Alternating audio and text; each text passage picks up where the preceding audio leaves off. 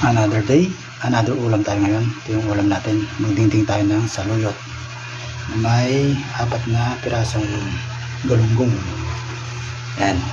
Papakulo na ako ng sabaw niya. Sibuyas,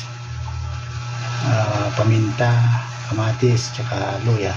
Yan. Ilagay na natin yung so, sahog natin. Yan. 4 na piraso yan. Yan. Pakulan muna natin yan. Kasi kumukulo na.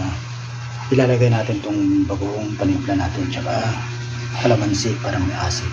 Yan. Tapos sulod na natin yung tawag saluyot. Yan. Ilagay na natin itong saluyot.